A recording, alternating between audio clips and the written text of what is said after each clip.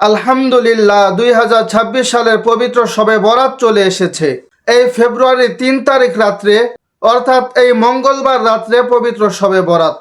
কিন্তু আপনি এখনো জানলেন না শবে বরাতের রোজা কয়টি, এই রোজার নিয়ত কি, কি বারে রোজা রাখবেন, শবে বরাতের নামাজ কয় রাকাত পড়বেন, এই নামাজের নিয়ত কি, কয় রাকাত পর পর দোয়া করবেন, এবং কোন দোয়া আল্লাহর নবী শিক্ষা দিয়েছেন, যে দোয়া পড়লে জীবনের গুনাহগুলো আল্লাহ তাআলা ক্ষমা করে দিবেন, হায়াতের মধ্যে বরকত দান করবেন, রিজিক বৃদ্ধি পাবে। প্রিয় দিনী ভাই, মহিলা, মা ও বোনেরা, আজকের ভিডিওটি অত্যন্ত গুরুত্বপূর্ণ। তাই অনুরোধ করে বলবো, জীবনের কত সময় তো অহেতুক গান বাজনা, বন্ধুদের আড্ডায়, সোশ্যাল মিডিয়ায়, টিকটক, ফেসবুকে কত সময় তো নষ্ট করেছেন। আজকে একটু সময় দিয়ে ভিডিওটি না টেনে নামাজ, রোজা, কিভাবে দোয়া করলে আল্লাহ তাআলা দোয়া কবুল করেন, কিভাবে দোয়া করলে আল্লাহ তাআলা জীবনের সমস্ত গুনাহগুলো ক্ষমা করে দেন, শবে বরাতের মাসলা মাসাইলগুলো খুব মনোযোগ সহকারে শিখে যান, এবং এই মঙ্গলবার রাত্রে কিভাবে সঠিক প্রসেসে আমল করবেন সেই নিয়মগুলো একটু ধৈর্য ধরে শিখে যান। তার আগে ভিডিওতে একটি লাইক দিন, আর যদি আপনি চ্যানেলে নতুন এসে থাকেন চ্যানেলটিকে সাবস্ক্রাইব করে পাশে থাকা বেল আইকনটি বাজিয়ে দিন। প্রথমে আল্লাহর নবীর অসংখ্য হাদিস থেকে ছোট্ট একটি হাদিস বলে মূল আলোচনা শুরু করছি।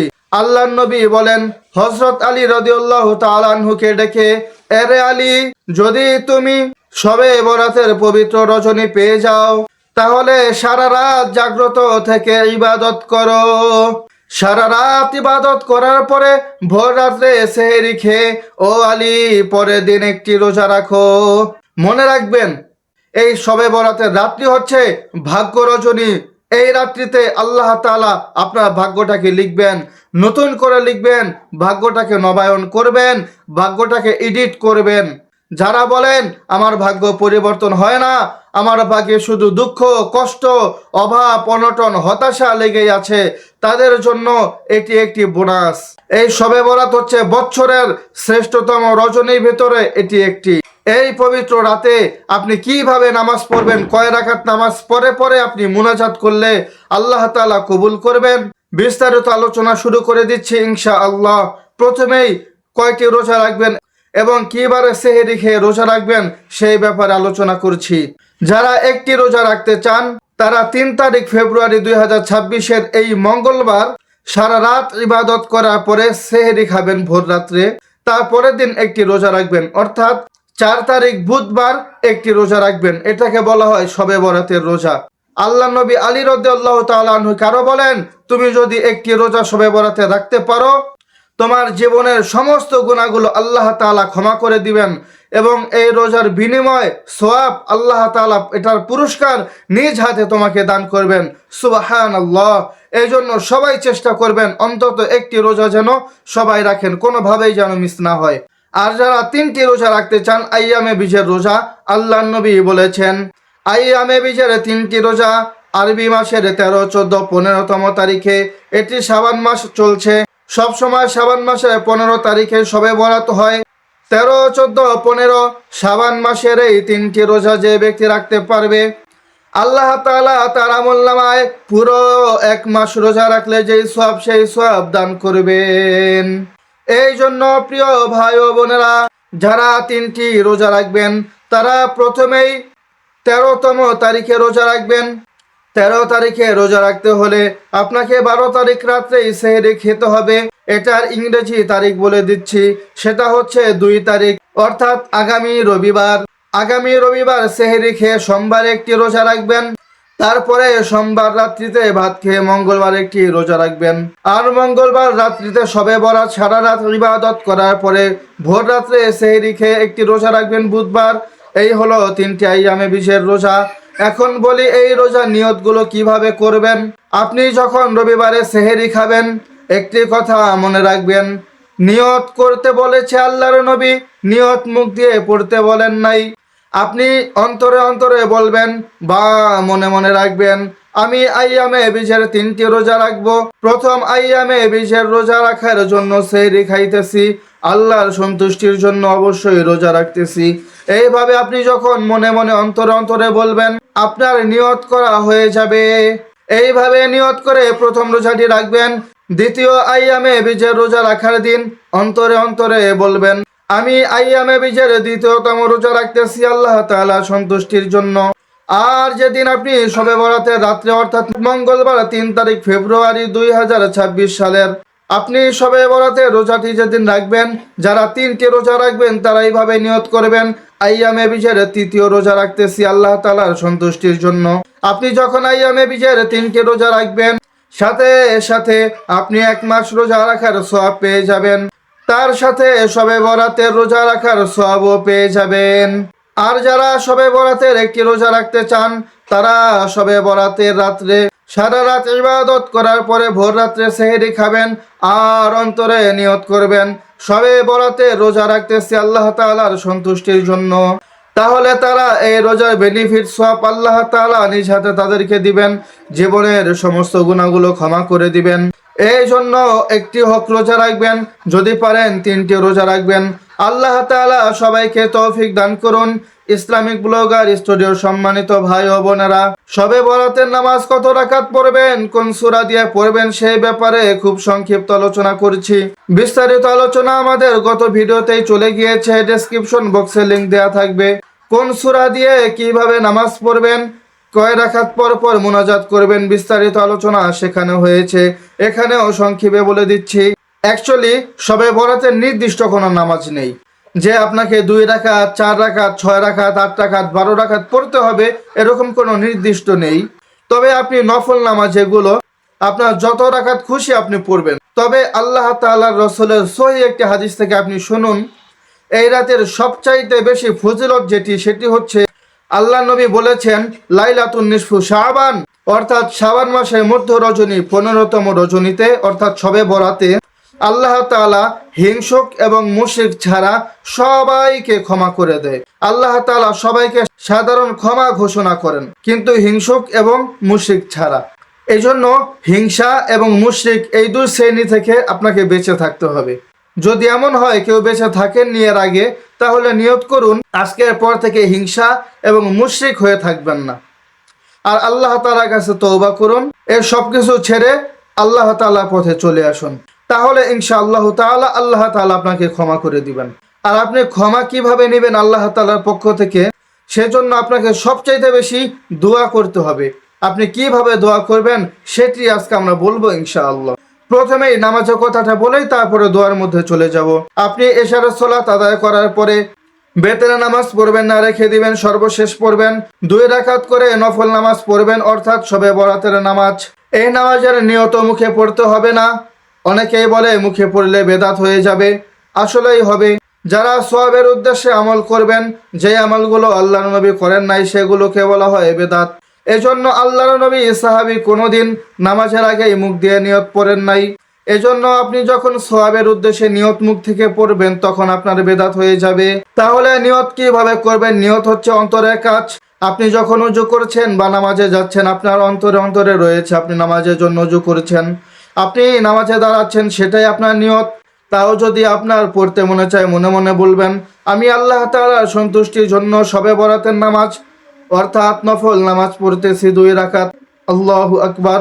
আপনি এইভাবে নামাজে দাঁড়িয়ে যাবেন। নামাজে দাঁড়ানোর পরে নির্দিষ্ট কোনো সূরা নেই শবে বরাতের জন্য, আপনার যেই সূরা খুশি আপনি সেই সূরা দিয়ে নামাজ পড়বেন, কোনো সমস্যা নেই। বিস্তারিত জানতে আমাদের আগের ভিডিওটি দেখে আসুন। আপনি 2 রাকাত করে নামাজ পড়বেন। নামাজের শেষে আপনি মুনাজাত করবেন। মুনাজাতের কোনো নির্দিষ্ট নেই, আপনি যখন খুশি তখন মুনাজাত করবেন। আপনি হাত তুলে মুনাজাত না করে দোয়া করতে পারবেন, কোনো সমস্যা নেই। তবে আল্লাহর নবী বলেছেন, যে ব্যক্তি 2 হাত তুলে আল্লাহ তাআলার কাছে দোয়া করে, মুনাজাত করে, আল্লাহ তাআলা তাদের দোয়া কখনো ফিরিয়ে দেন না। আল্লাহ তাআলা তাদের দোয়া ফিরিয়ে দিতে লজ্জাবোধ করেন। এই জন্য যত সম্ভব চেষ্টা করবেন 2 হাত তুলে আল্লাহ তাআলার কাছে দোয়া করতে। যাদের ভাগ্যে দুঃখ, কষ্ট বা অনটন রয়েছে, তারা বেশি বেশি দোয়া করবেন, আল্লাহ তুমি আমার ভাগ্যটাকে পরিবর্তন করে দাও। ভাগ্য পরিবর্তন হয় না কখনো, কেউ কোনোভাবে কোনো কিছুতেই ভাগ্য পরিবর্তন করতে পারে না। আল্লাহর নবী বলেছেন, কেউ যদি ভাগ্যটাকে পরিবর্তন করতে পারে সেটা হচ্ছে দোয়া। আল্লাহ তাআলা কখনো কখনো বান্দার দোয়ার মাধ্যমে ভাগ্যটাকে পরিবর্তন করে দেন। এই জন্য প্রিয় ভাই ও বোনেরা বেশি বেশি দোয়া করবেন। দোয়া করার প্রসেসটা কিভাবে দোয়া করলে আল্লাহ তাআলা আপনার দোয়া কোনোদিনও ফিরে দিবেন না, আসমানে ঝুলন্ত অবস্থায় থাকবে না, একটু লক্ষ্য করে শুনুন। এর আগে আমাদের দোয়ার একটি ভিডিও এসেছিল, সেই দোয়ায় এক ভাই কমেন্টস করেছিল যে হুজুর, আমি 2 বছর যাবত একটি দোয়া আল্লাহ তাআলার কাছে করতেছি, কিন্তু আল্লাহ তাআলা দোয়াটা কবুল করছেন না, আমার জন্য একটু খাস করে দোয়া করবেন। যারা এই অবস্থার মধ্যে রয়েছেন তাদের জন্য আজকে দোয়ার প্রসেস। এইভাবে দোয়া করলে কখনোই আল্লাহ তাআলা আপনার দোয়াটা ফিরিয়ে দিবেন না। গভীর মনোযোগ। দোয়া করার পূর্বে আপনি বসে বসে তাসবিহ পড়বেন। যেহেতু শবে বরাতের রাত আপনার হাতে অনেক সময়, আপনি আজকে সারা রাত শুধু নামাজ পড়েই কাটাতে পারবেন না। শুধু আপনি নামাজ পড়ে কাটাবেন না, 50 রাকাত 100 রাকাত এরকম না, আপনি 8, 10 কি 12 রাকাত পড়বেন, আর বেশিরভাগ দোয়া করবেন, তসবিহ পড়বেন, কোরআন তেলাওয়াত করবেন, কবর জিয়ারত করবেন, কিন্তু দলবদ্ধভাবে করতে হবে, এরকম কোনো নির্দিষ্ট নেই। কবরবাসীর জন্য দোয়া করবেন, নিজের মা বাবা ভাই বোন আত্মীয় স্বজন সবার জন্য দোয়া করবেন। একটি বেদাতের কথা শুনে রাখুন, হালুয়া রুটি খেতে হবে এরকম কোনো নির্দিষ্ট নেই। যদি খান আপনার পাপ হবে, বেদাত হবে। ভুল আমল এটাকে বলে। কুল্লু বিদআতিন দলালা ওয়া কুল্লু দলালাতিন ফিন্নার। জাহান্নামের আগুনে জ্বলতে হবে যারা বেদাতি আমল করে বা ভুল আমল করে।